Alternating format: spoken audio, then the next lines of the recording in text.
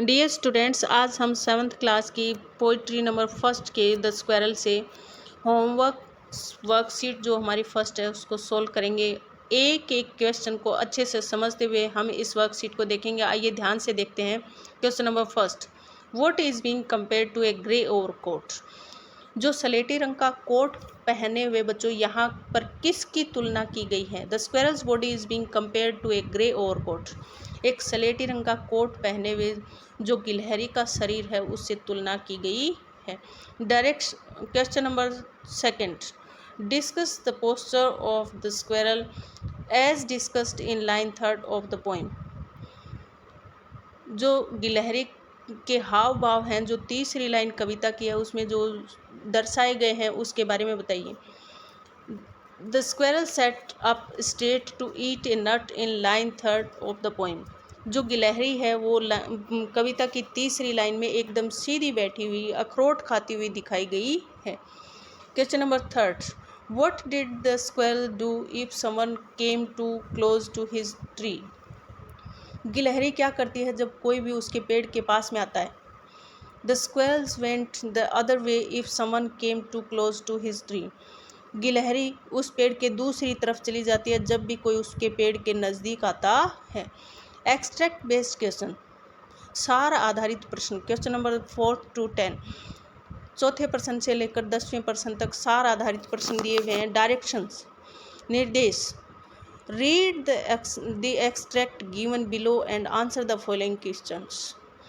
नीचे दिए हुए सार को पढ़िए और उसके आधार पर प्रश्नों के उत्तर दीजिए। He liked to tease and play, and if we ran around his tree, he went the other way. He liked. He means the poet. जो कवि है वो उसे चिढ़ाना और उसके साथ खेलना पसंद करता है। And if we ran around his tree, और अगर कवि और उसके साथ में जो उसके दोस्त हैं वो उस पेड़ के चारों तरफ चक्कर लगाते हैं या उसके पास में जाते हैं तो ही वेंट द अदर वे, तो वह जो स्क्वायरल है वह उस पेड़ के दूसरी तरफ या विपरीत दिशा में चली जाती है। Question number 4, given A synonym for like in the context of the poem. जो कविता है उसका जो अंश हमें दिया हुआ है उसके अंदर लाइक का समानार्थी शब्द क्या है। लाइक का मीनिंग यहाँ पर है रेलिस, यानी लाइक समान, पसंद करना। Question number 5, give an antonym for tease in the context of the poem. जो टीज वर्ड है जो कविता में दिया हुआ है उसका विलोम शब्द बताइए। उसका विलोम शब्द है वर्क, काम। टीज मीन्स टू प्ले, खेलना, और खेलना का ऑपोजिट काम करना। Question number 6, टीजिंग in the is the poets way of playing with the squirrel.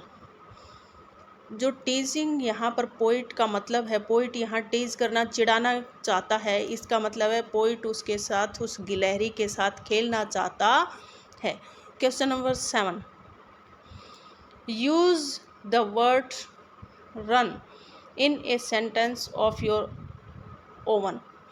अपना खुद का एक वाक्य बनाइए जिस वाक्य में रन शब्द का यूज किया जाए। Ram can run 5 kilometres daily. Ram रोजाना 5 किलोमीटर दौड़ सकता है। Question 8, choose a befitting adjective to describe the nature of squirrel।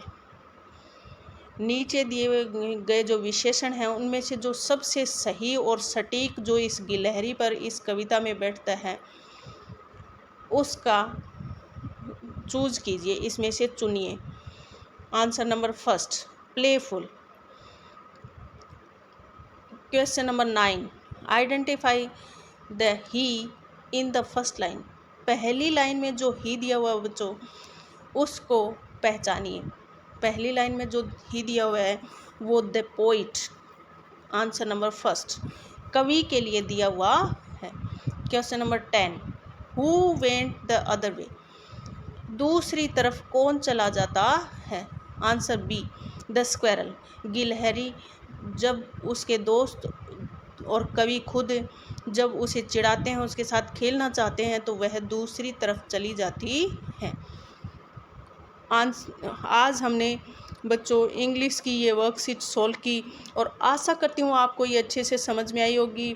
धन्यवाद।